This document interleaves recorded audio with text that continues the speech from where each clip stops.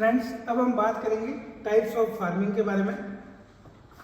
तो types of farming के बारे में जब हम बातचीत करते हैं तो इसमें 3-4 टर्म आएंगी आपकी, जिन पर आपको ज़्यादा ध्यान देना है।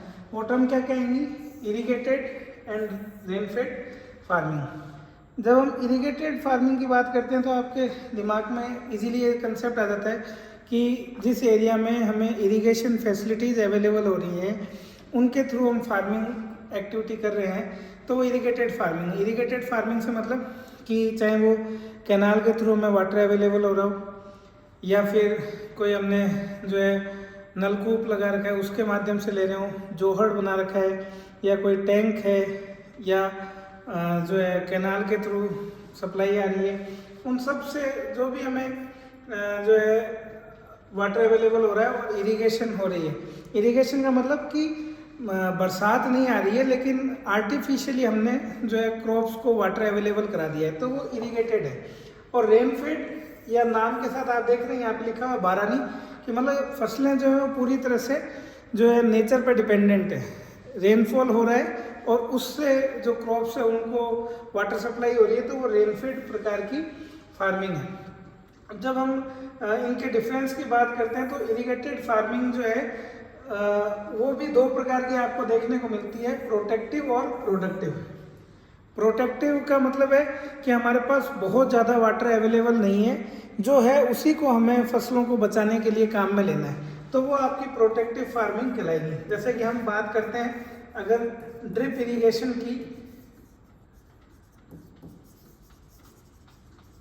तो ड्रिप इरिगेशन किस प्रकार की है? प्रोटेक्टिव फार्मिंग है। लेकिन जब हम कैनाल इरिगेशन की बात करते हैं पंजाब की, तो कैनाल इरिगेशन कैसी है? वो प्रोडक्टिव है। ठीक है, प्रोडक्टिव फार्मिंग के फायदे हैं तो साथ साथ में नुकसान भी है। वाटर लॉगिंग, सॉइल एल्कलाइजेशन वगैरह, मिट्टी जो है खाली हो जाती है, वो सब समस्या प्रोडक्टिव फार्मिंग के एरियाज में देखने को मिलती है। The objective of protective irrigation is to protect the crop. इन दोनों में अंतर क्या है? तो जब हम प्रोटेक्टिव इरिगेशन की बात करते हैं तो वो क्या करती है? प्रोटेक्ट करती है क्रॉप को एडवर्स इफेक्ट्स ऑफ जो भी ड्रॉट टू कंडीशन हो, सूखे की स्थिति हो, उनसे बचाती है। लेकिन वाटर डेफिशिएंसी की कंडीशन में वाटर अवेलेबल कराती है। ठीक है, मॉइस्चर जो है उसको अवेलेबल कराती है, which often means that irrigation act as a supplementary source of water over and above the rainfall. बारिश हो रही है या नहीं हो रही है कोई खास फर्क नहीं पड़ेगा, प्रोटेक्टिव इरिगेशन है तो फसलों को हम जलने से बचा लेंगे। The strategy of this kind of irrigation is to provide soil moisture to maximum possible area. जब हम प्रोडक्टिव इरिगेशन की बात करते हैं तो provide sufficient soil moisture in the cropping season to achieve high productivity. ज़्यादा से ज़्यादा पैदावार प्राप्त हो सके उसके लिए हम जो है प्रोडक्टिव इरिगेशन करते हैं। तो अगर दोनों में आपको अंतर पूछ लिया जाए तो आप सीधे सीधे बता सकते हो कि प्रोडक्टिव इरिगेशन में हमारा जो ऑब्जेक्टिव है, उद्देश्य है, वो है कि हाई प्रोडक्टिविटी प्राप्त करना, ज़्यादा से ज़्यादा पैदावार प्राप्त करना। जबकि प्रोटेक्टिव इरिगेशन की जब हम बात करते हैं तो हमारा टारगेट ये नहीं होता कि बहुत ज़्यादा हाई प्रोडक्टिविटी रहे, हम बस ये चाहते हैं कि फसल जो है वो जल ना जाए, खराब ना हो जाए, उस फसल को जो मिनिमम नीड है उतना मॉइस्चर अवेलेबल करवा दिया जाए। इसी प्रकार से जब हम बारानी की बात करेंगे तो बारानी में भी आपको 2 प्रकार की चीज़ें देखने को मिलेगी।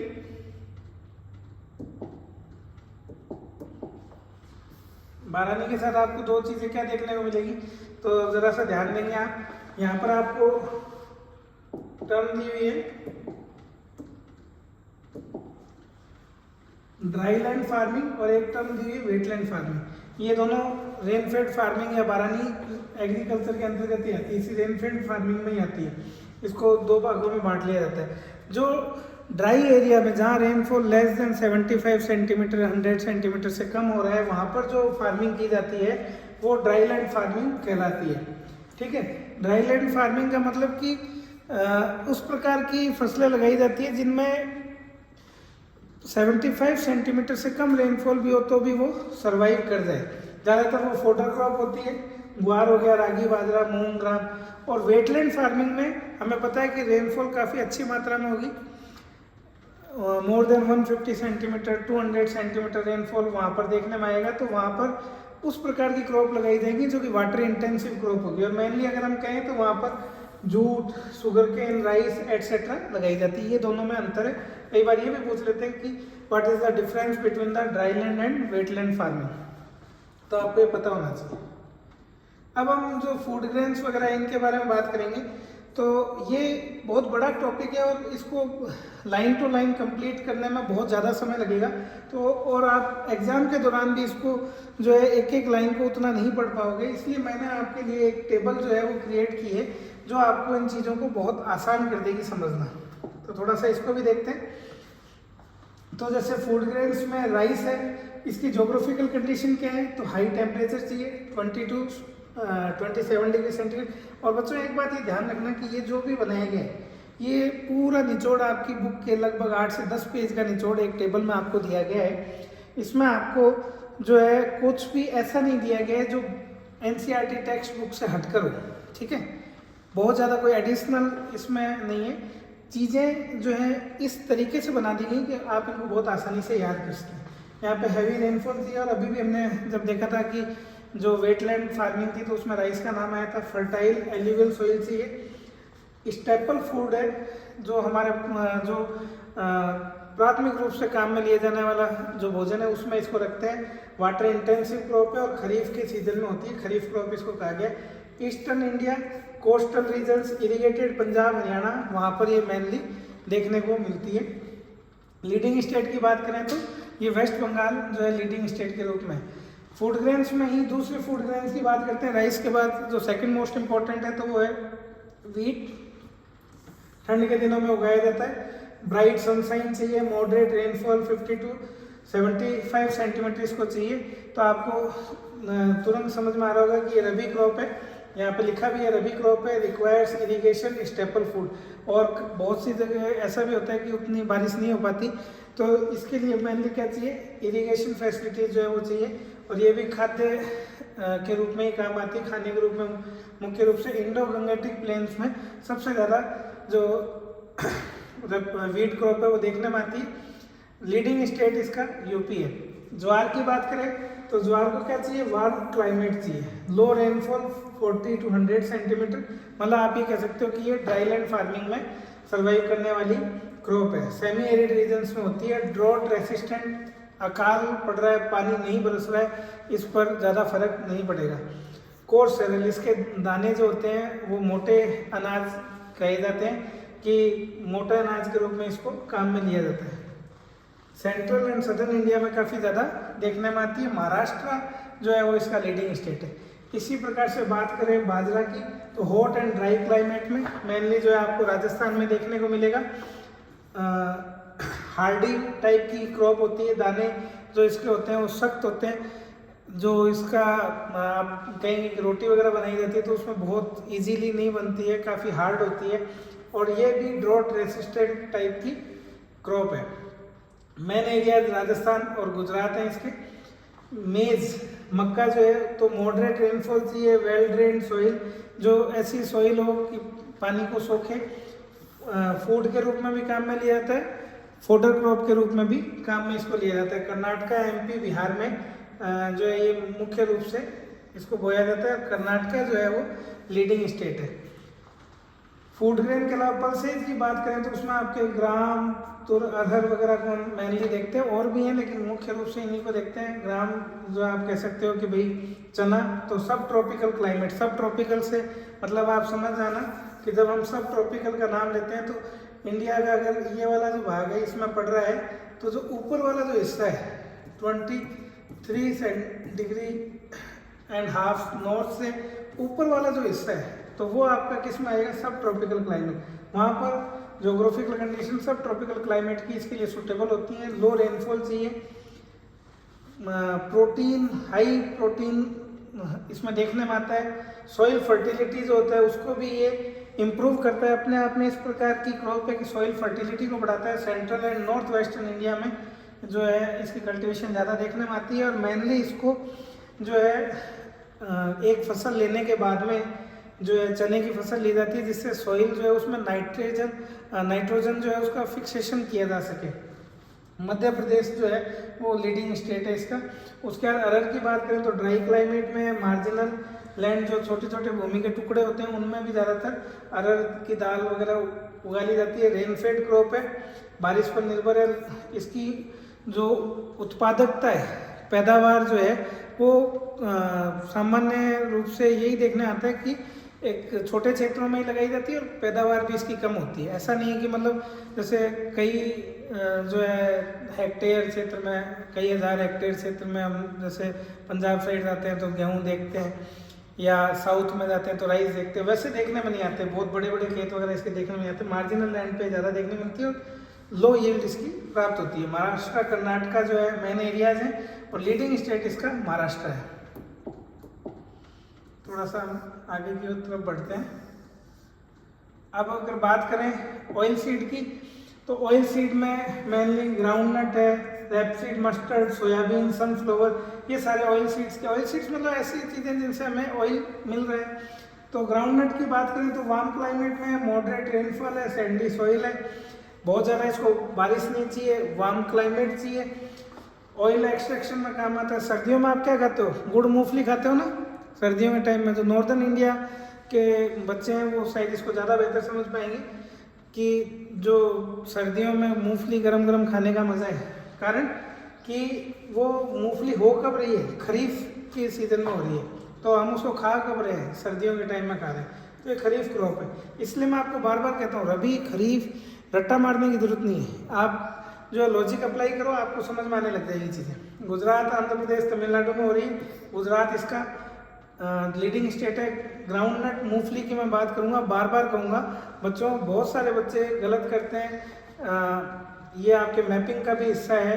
जब आप इंडिया मैपिंग देखेंगे, हमने आपको इंडिया मैपिंग सीरीज भी प्रोवाइड करवाई है, तो उसमें आप देखेंगे वहाँ पर आप महाराष्ट्र नहीं करके आएंगे। गुजरात जो है वो ग्राउंडनट में लीडिंग स्टेट के रूप में। मस्टर्ड की बात करते हैं, रेपसीड एंड मस्टर्ड की, तो कूल क्लाइमेट है, लो रेनफॉल चाहिए और ये रबी क्रॉप है, ऑयल रिच सीड है। सर्दियों के समय में ही जो है मस्टर्ड जो है वो उगाई जाती है। आप देखते हो हाईवे के दोनों तरफ, जब आप गंगानगर और से पंजाब की तरफ बढ़ेंगे, गंगानगर राजस्थान में आता है, राजस्थान से पंजाब की तरफ बढ़ेंगे तो वहाँ पर आपको जो है सरसों बहुत ज़्यादा दिखाई देगी। सेंट्रल इंडिया में, नॉर्थ वेस्टर्न इंडिया मतलब राजस्थान, हरियाणा, पंजाब, वहाँ पर आपको ये देखने मिलेगी। लीडिंग स्टेट इसका राजस्थान है। सोयाबीन की बात करें तो वार्म क्लाइमेट में मॉडरेट रेनफॉल है, high protein and oil content इसमें देखने मिलता है। एमपी, महाराष्ट्र में ज़्यादातर देखने में आती है। लीडिंग स्टेट एमपी है। सनफ्लावर, सूरजमुखी जिसको बोलते हैं, माइल्ड क्लाइमेट चाहिए इसको, वेल ड्रेन्ड सॉइल चाहिए। मतलब ऐसा नहीं कि कम बारिश हो रही है वहाँ पर ही हो जाएगा ना, बहुत कम समय में होने वाली क्रॉप है, शॉर्ट ड्यूरेशन क्रॉप है। कर्नाटका, आंध्र प्रदेश में होती है। कर्नाटका लीडिंग स्टेट है। फाइबर क्रॉप की बात करें तो फाइबर क्रॉप मतलब ऐसी फसलें जो रेशेदार होती है। तो कॉटन, जूट जो है फाइबर क्रॉप में आती है। कॉटन जो है वार्म क्लाइमेट में होती है, लाइट रेनफॉल चाहिए। ब्लैक सॉइल, ब्लैक सॉइल के नाम से आप समझ जाना कि बात किसकी हो रही है, कॉटन की या फिर शुगर केन की। ये दो के साथ आपको ब्लैक सॉइल नाम जुड़ा हुआ मिलेगा। Fibre for textile kharif crop है ये। सर्दियों के टाइम में, हम फिर से कह रहा हूँ, सर्दियों के टाइम में हमें गर्म कपड़े पहनने की आवश्यकता पड़ती है जो नॉर्दर्न इंडिया में रहते हैं। तो कॉटन जो है वो हम कब काम में ले रहे हैं, ये इससे आप ध्यान में नहीं रखेंगे, थोड़ा सा मिसकंसेप्ट हो जाएगा। खरीफ क्रॉप जो है उसमें आती है, लेकिन कॉटन जो है उसका उपयोग हम गर्मियों में करते हैं। ठीक है, गुजरात, महाराष्ट्र, तेलंगाना ये जो है एरियाज है जहाँ पर कॉटन जो है प्रोड्यूस की जाती है। और लीडिंग स्टेट जो है इसका गुजरात है। जूट की बात करें तो हॉट एंड ह्यूमिड क्लाइमेट में होती है। और मेनली आप इसको ध्यान में रखें कि जहाँ पर जो है रिवर्स जो है अपना डेल्टा वगैरह बनाती हैं, उनके जो एरियाज होते हैं उसमें मेनली जूट होती है। पानी बहुत ज़्यादा इनको चाहिए होता है, हैवी रेनफॉल की इनको ज़रूरत होती है, एल्यूवियल सोइल चाहिए। इनका उपयोग क्या है तो फाइबर से बैग बनाई जाती है, रस्सियाँ बनाई जाती है। वेस्ट बंगाल, बिहार, आसाम में जूट जो है उसकी कल्टीवेशन आपको देखने को मिलती है। वेस्ट बंगाल लीडिंग स्टेट है। अदर क्रॉप में हम शुगर केन, टी, कॉफ़ी की बात कर सकते हैं। शुगर केन है तो ट्रॉपिकल क्लाइमेट की है, लेकिन अभी जो है सब ट्रॉपिकल क्लाइमेट में भी कुछ हद तक शुगर केन देखने में आता है उत्तर प्रदेश वगैरह में। High temperate, high rainfall, irrigation जो है वो इसको चाहिए शुगर केन को, पानी की काफ़ी आवश्यकता होती है। कैश क्रॉप है, 6 महीने ही इसका सीजन चलता है। यूज फॉर शुगर प्रोडक्शन के लिए शुगर केन को काम में लिया था। यूपी, महाराष्ट्र, कर्नाटका में होता है। उत्तर प्रदेश लीडिंग स्टेट है। टी की बात करें तो कूल क्लाइमेट चाहिए, बहुत ज़्यादा गर्मी नहीं चाहिए, इसके पत्ते जल जाएंगे, खराब हो जाएंगे। ह्यूमिड क्लाइमेट चाहिए, थोड़ी थोड़ी बारिश होती रहनी चाहिए। वेल ड्रेन्ड स्लोप, बारिश का पानी इकट्ठा नहीं होना चाहिए, इसलिए स्लोप्स पे की जाती है, नहीं तो ज़्यादा मॉइस्चर भी होगा तो भी ये खराब हो जाती है। प्लांटेशन क्रॉप है, पीने के काम में आती है, बेवरेज क्रॉप के रूप में भी इसको काउंट किया जाता है। आसाम, वेस्ट बंगाल में ये होती है और जो लीडिंग स्टेट है वो आसाम है इसका। बात करते हैं हम कॉफ़ी की, तो ये वार्म ह्यूमिड क्लाइमेट में देखने में आती है। शेडेड प्लांटेशन, मतलब बीच बीच में पेड़ लगाए जाते हैं, उनमें छोटे इसके जो है पौधे वगैरह रहते हैं, वो साइड में रहते हैं। प्लांटेशन क्रॉप है, ये भी एक्सपोर्ट ओरिएंटेड है, बाहर भेजी जाती है। कर्नाटका, केरला, तमिलनाडु जो हैं उनमें ये कॉफ़ी क्रॉप जो है वो लगाई जाती है। लीडिंग स्टेट जो है इसका कर्नाटक है। हाय फ्रेंड्स, अब हम बात करते हैं एग्रीकल्चरल डेवलपमेंट की। इंडिया में किस प्रकार से कृषि क्षेत्र जो है उसका विकास हुआ। तो अगर हम एक मानक के रूप में, एक स्टैंडर्ड के रूप में देखें कि बिफोर इंडिपेंडेंस क्या था और आफ्टर इंडिपेंडेंस क्या है, तो थोड़ा सा देखें तो Indian agricultural economy was largely subsistence in nature. हमारी जो एग्रीकल्चर थी वो मुख्य रूप से इसी पर निर्भर थी कि हम अपने खुद के खाने लायक भोजन जो है वो उगा सकें, इसलिए इसको कहा गया कि subsistence in nature before independence, independence से पहले। आफ्टर इंडिपेंडेंस कुछ चेंजेस हमें देखने को मिले और उसके पीछे एक बड़ा कारण था कि एक तो हमारे यहाँ पर जो ड्रॉट्स और फेमाइंस बहुत ज़्यादा आ रहे थे। दूसरा जो है पार्टीशन के वक्त जो है इंडिया का काफ़ी इरिगेटेड लैंड जो थी, 1/3 ऑफ द इरिगेटेड लैंड जो है वो पाकिस्तान में चली गई। अनडिवाइडेड इंडिया की इंडिया के जब टुकड़े हुए तो जो उस समय का पश्चिमी पाकिस्तान और पूर्वी पाकिस्तान जो वर्तमान का बांग्लादेश है उसमें 1/3 पार्ट हमारी इरिगेटेड लैंड का चला गया। तो इसके कारण से इरिगेटेड जो लैंड था उसका हिस्सा भारत में काफ़ी कम हो गया, ठीक है। और हमारी जो डिपेंडेंस थी वो रेनफेड एग्रीकल्चर पर और ज़्यादा बढ़ गई। इसका प्रभाव क्या हुआ ये थोड़ा सा देखिएगा। आफ्टर इंडिपेंडेंस, ध्यान से देखिए, after independence the immediate goal of the government was to increase food grain production.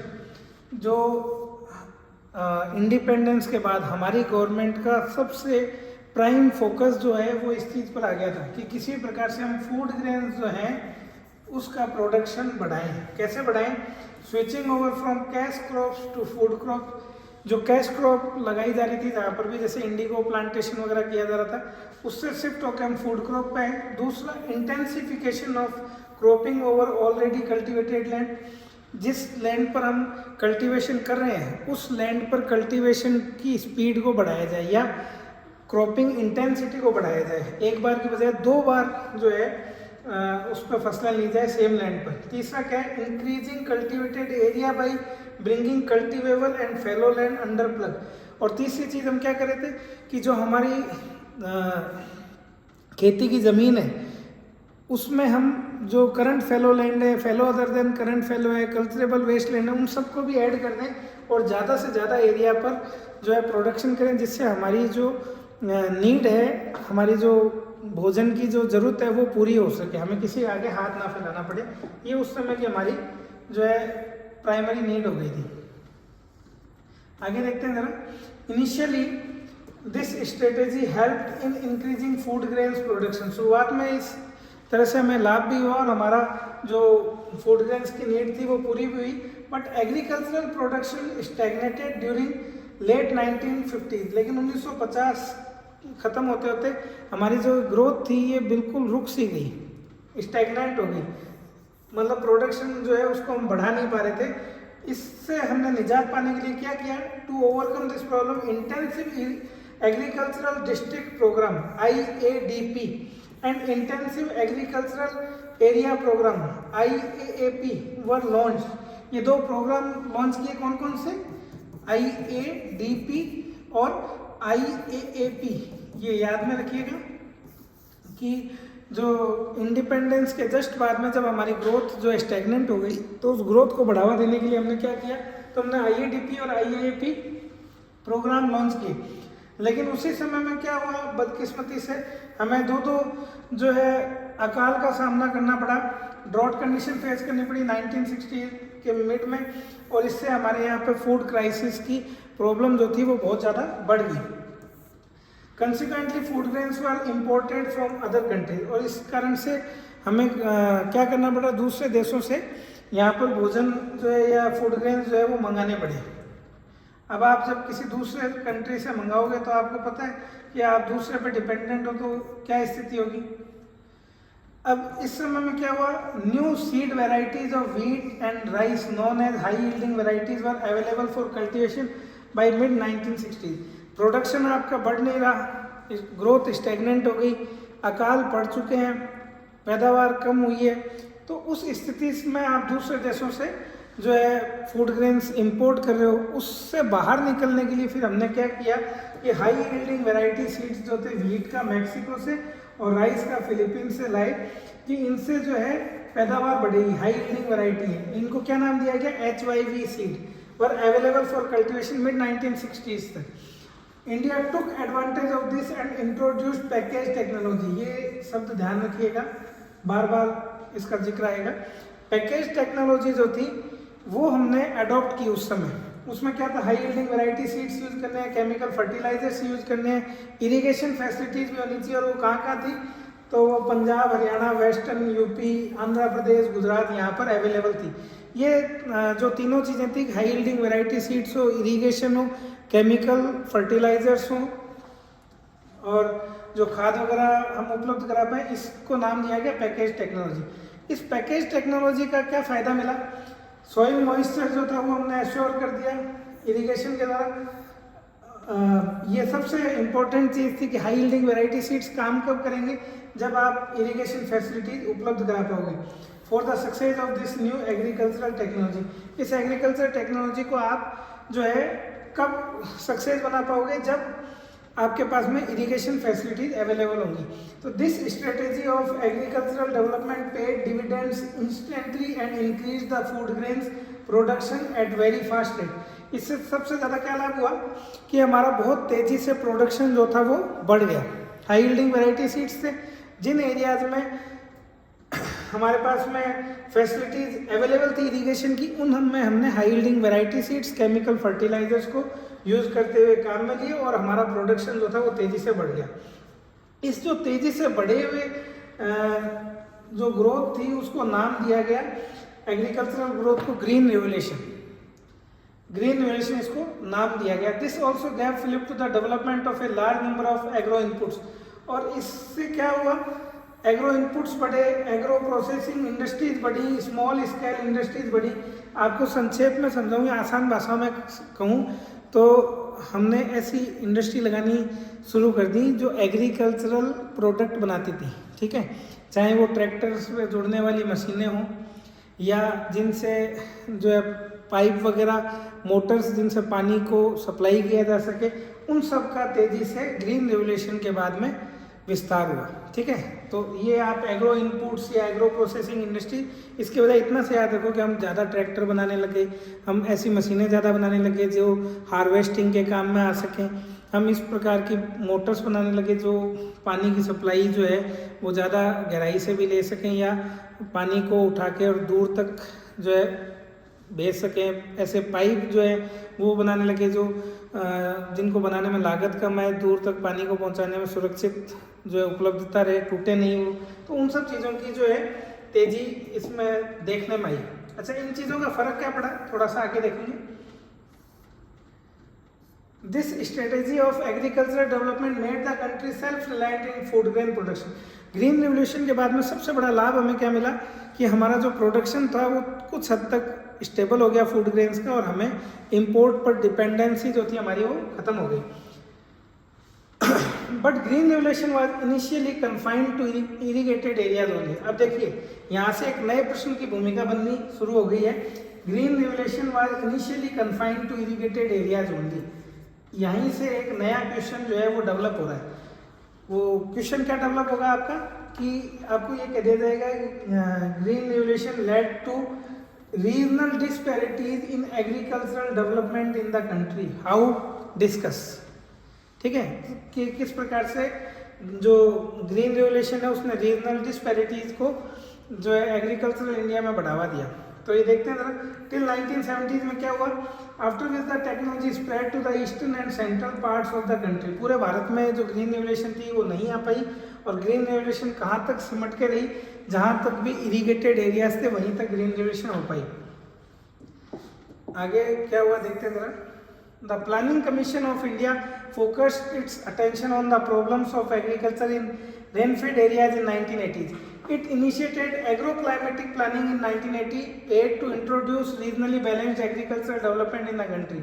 Planning commission ने कहा कि पूरे भारत में कुछ क्षेत्र जो है वो तो बहुत ज़्यादा डेवलप हो जाए, कुछ क्षेत्र जो है पीछे रह जाए, ऐसा नहीं होना चाहिए। तो उन्होंने रीजनली बैलेंस्ड एग्रीकल्चरल डेवलपमेंट के लिए प्लानिंग जो थी वो स्टार्ट कर दी। It also emphasized on the need for diversification of agriculture. उन्होंने कहा जो एग्रीकल्चर है इसका डाइवर्सिफिकेशन करो, आप सिर्फ वाटर इंटेंसिव क्रॉप या कैश क्रॉप या जिनसे लाभ मिल रहा है उस प्रकार की क्रॉप को ही उगाए जा रहे हो, ऐसा नहीं होना चाहिए। रिसोर्सेज जो उनको प्रॉपर यूज करो, और डेयरी फार्मिंग वगैरह जो है इसको बढ़ावा दो, पोल्ट्री जो है उसको बढ़ावा दो, हॉर्टिकल्चर जो उद्यान कृषि उसको बढ़ावा दो, लाइव स्टॉक रियरिंग पशुओं के पालन पोषण को बढ़ावा दो, एक्वाकल्चर मछली वगैरह जो है इसके भी फिशिंग वगैरह को, एक्वाकल्चर को इसको बढ़ावा दो, मछली की कृषि एक्वाकल्चर उसको कहा गया है। Initiation of the policy of liberalization and free market economy 1990 influence the course of development of Indian agriculture. और जो एलपीजी का कंसेप्ट आया था liberalisation, privatisation and globalisation 1990s के टाइम में, उसने इंडियन एग्रीकल्चर जो था उसका डेवलपमेंट था उसको काफ़ी हद तक प्रभावित किया। कैसे किया अभी देखते हैं ज़रा। ये दोनों मैं भी आपको समझाऊंगा। नेशनल एनएमएसए क्या है और जो है फार्मर्स पोर्टल ऑफ इंडिया, इस पर अभी हम चर्चा करेंगे। तो पहले आप थोड़ा सा यही देख लीजिए, national mission for sustainable agriculture, इसको नाम दिया गया NMSA, national mission for sustainable agriculture is to make agriculture more productive. जो हमारी एग्रीकल्चर है उसको और ज़्यादा उसमें उत्पादकता लाई जाए, उसको सस्टेनेबल बनाया जाए। सस्टेनेबल का मतलब कि हम उसमें ग्रीन मैन्योर्स जो है उनको यूज़ करें, ऐसे फर्टिलाइजर यूज़ ना करें जो हमारे एनवायरनमेंट को विषैला बनाए, उससे हमें बचने का प्रयास करना चाहिए। Remunerative and climate resilient by promoting location specific integrated composite farming. जो एनवायरनमेंट के लिए जो क्रॉप सूटेबल है उसी क्रॉप को वहाँ पर लगाया जाना चाहिए। क्लाइमेट रेजिलेंट क्रॉप जो उनको प्रमोट करना चाहिए, रेम्यूनरेटिव ये चीज़ें होनी चाहिए। Farming systems and to conserve natural resources through appropriate soil and moisture conservation measures. और हमें जो है क्रॉप उस प्रकार की लगानी चाहिए जो कि उस सॉइल को सूट करती हो।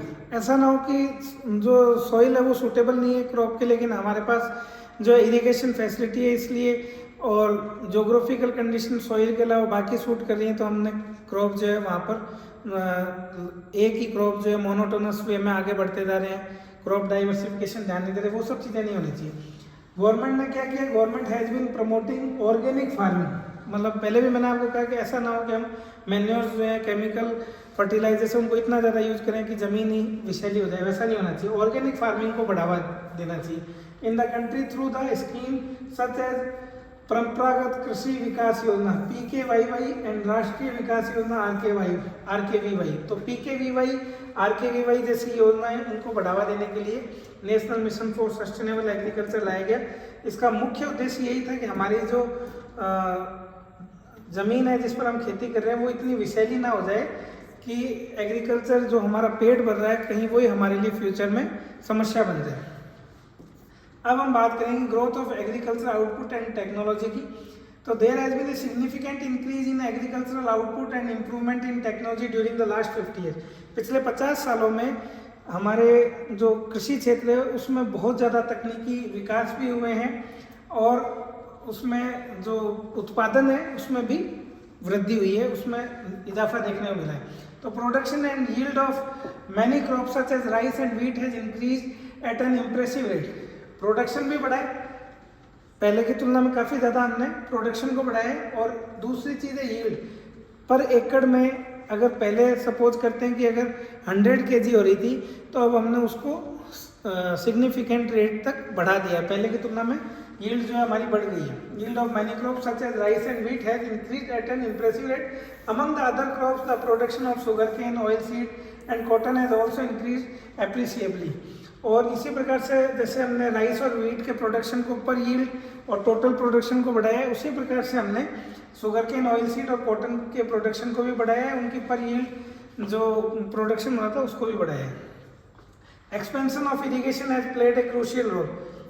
इरिगेशन फैसिलिटी जितना ज़्यादा बढ़ी है, हम एग्रीकल्चर में खुद को उतना ही ज़्यादा सिक्योर पहले की तुलना में महसूस कर रहे हैं। Expansion of irrigation has played a crucial role in enhancing agricultural output in the country. It provided basis for introduction of modern agricultural technology. और modern agricultural technology जो है उसको बढ़ावा तभी मिल पाया, हमने पहले भी कहा था, नाम लिया था, आपको ध्यान हो तो, कौन सी टेक्नोलॉजी का नाम लिया था? पैकेज टेक्नोलॉजी का। और ये डिपेंडेंट किस पर है? सबसे ज़्यादा आवश्यकता इसको किस चीज़ की है? इरिगेटेड होने की। इरिगेशन है, अगर आप के पास में इरिगेशन फैसिलिटी है तभी आप इस पैकेज टेक्नोलॉजी का लाभ ले सकते हो। तो ये क्या कह रहे हैं कि मॉडर्न एग्रीकल्चर टेक्नोलॉजी कब काम की है? जब आपका एक्सपेंशन ऑफ इरिगेशन है तो ही ये काम की है। High yielding varieties, seeds, chemical fertilizer, pesticide, farm machinery, ये सारी चीज़ें क्या है? यही हमारी पैकेज टेक्नोलॉजी है। तो ये कब काम की? जब एक्सपेंशन ऑफ इरिगेशन है। The net irrigated area in the country is also increase. पहले की तुलना में हमारा जो इरीगेटेड एरिया है वो भी बढ़ गया है। Modern agricultural technology has diffused very fast in various areas of the country। और ये जो मॉडर्न एग्रीकल्चर जो टेक्निक है ना, ये पूरे देश में विस्तृत रूप से फैल गई है। डिफ्यूज होना मतलब फैल जाना, अलग अलग क्षेत्रों तक ये पहुंच रही है। Consumption of chemical fertilizers has increase by 15 times since mid 60।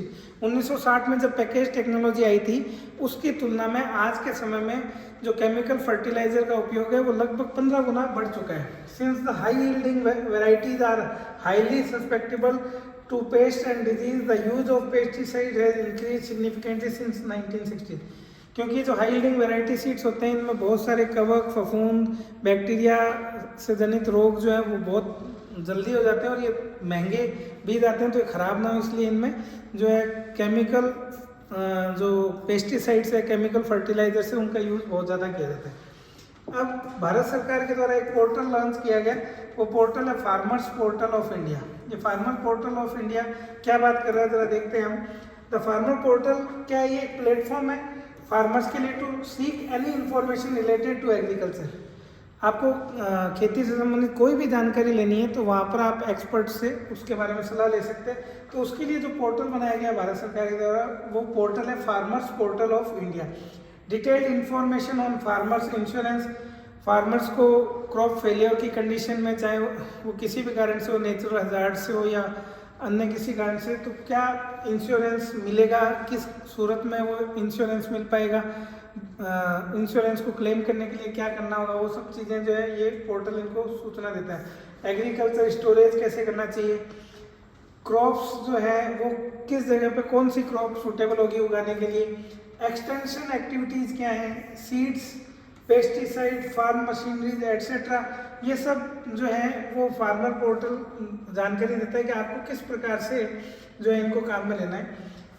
Details of fertilisers, किस क्रॉप के लिए एरिया वाइज कौन से फर्टिलाइजर को काम में लेना है, मार्केट प्राइस क्या है क्रॉप का, पैकेज एंड प्रैक्टिस क्या है, प्रोग्राम्स, वेरियस प्रोग्राम जो कि भारत सरकार के द्वारा चलाए जाते हैं, इन स्कीम्स और प्रोग्राम की जानकारी देना, वेलफेयर स्कीम के बारे में बताना, ये सब जो है farmer portal of India farmers को इन्फॉर्मेशन देता है। तो ये बहुत ही अच्छा पोर्टल है जो कि किसानों की मदद के लिए ही बनाया गया है और उनको स्पेसिफिक नॉलेज जो है एरिया वाइज ये प्रोवाइड कराता है। Block level details related to soil fertility, storage, insurance, training etcetera are available in interactive map. Interactive map के माध्यम से इनको बताया जाता है कि सॉइल फर्टिलिटी जो है किस एरिया की कैसी रहेगी, उसके अंदर आपको किस प्रकार के फर्टिलाइजर यूज करने चाहिए, ये सारी बातें। Users can also download farm friendly handbook, scheme guidelines etcetera. किसी पर्टिकुलर एरिया के बारे में कौन सी जो है फसल बढ़िया रहेगी, क्रॉप प्रोडक्शन बढ़ाने के लिए क्या किया जा सकता है, किस प्रकार से इंश्योरेंस लिया जा सकता है, उन सबको एक हैंडबुक में तैयार करके उस हैंडबुक को भी अगर किसान चाहे तो, फार्मर्स चाहे तो इसी प्लेटफॉर्म के माध्यम से डाउनलोड कर सकते हैं। तो कोई भी यूजर जो है वो उस हैंडबुक को डाउनलोड कर सकता है। उसका सोर्स भी आपको यहाँ पे दिया गया, प्रोवाइड कराया गया।